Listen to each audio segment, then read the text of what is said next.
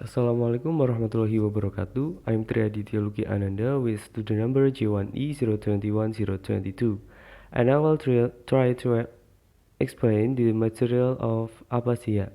Aphasia is a disorder that affects your communicate. It can impact your speech as well as the way you write and understand both spoken and written language. Aphasia usually happens suddenly after a stroke or head injury, but it can also come on gradually from a slow-growing brain tumor or a disease from that causes progressive, permanent damage or degenerative. The severity of aphasia depends on a number of things, including the cause and the extent of the brain damage. Okay, the next is symptoms of aphasia. Aphasia is a symptom of some other condition, such as stroke or brain tumor. A person with aphasia may speak in short or incomplete sentence, speak in sentences that don't make sense, substitute one word for another or one sound for another, speak unrecognizable words, have difficulty finding words, not understand others people conversation, not understand what they read, and the last is write sentence that don't make sense. Okay, next is to understand how aphasia works. It helps to understand a little bit about two specific parts of the brain that work together when you talk. The first is BROCA'S area. This part of the brain gets its name from the French physician who discovered it controls the muscles you use to speak. It's part of your frontal lobe, usually on the left side just forward of your temple. And the next is Wernicke's area. This part of the brain gets its name from the German neurologist who discovered that it controls your ability to understand and select the right words to use when you talk. It's part of your temporal lobe, also usually on your left side just above your ear.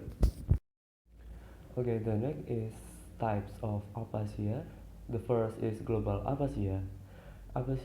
Global aphasia is the most severe type of aphasia. It is caused by injuries to multiple parts of the brain that are responsible for processing language. Patients with global aphasia can only produce a few recognizable words. They can understand very little or no spoken language. However, they may have fully preserved cognitive and intellectual abilities that are not related to language or speech. Global aphasia may be apparent immediately following a stroke or brain trauma. While this type of aphasia can improve as the brain heals, there may be lasting damage.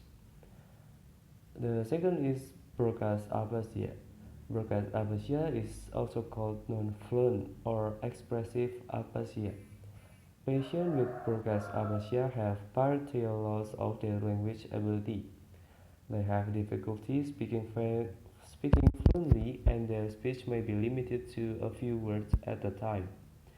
Because they can only get a few words out at a time, their speech is described as halting or effortful. They are usually able to understand speech well and maintain the ability to read but may have limited writing abilities. Okay, the third is mixed non-fluent aphasia.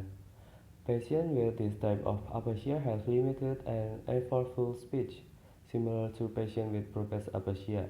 However, their comprehension ability are more limited than patients with BROCA'S aphasia. They may be able to read and write, but not beyond an elementary school level. The fourth is Wernicke's aphasia. Wernicke's aphasia is also called fluent aphasia or receptive aphasia. It is referred to as fluent because, well, their individuals have an impaired ability to comprehend spoken words. They don't have difficulty producing connected speech. However, what they say may not make a lot of sense, and they'll use nonsense or irrelevant words in their sentence. Okay, the fifth is anomic aphasia. A person who suffers from anomic aphasia is unable to come up with the right words for what they want to talk about. They have a grasp on grammar and speech output, but they simply cannot find the words to discuss what they want to. And the last is primary progressive aphasia or PPA. PPA is a neurological syndrome in which someone loses their ability to use language slowly and progressively. While most other forms of aphasia are caused by stroke, PPA is caused by neurodegenerative disease like Alzheimer's disease.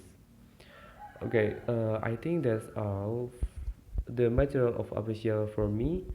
Wassalamualaikum warahmatullahi wabarakatuh.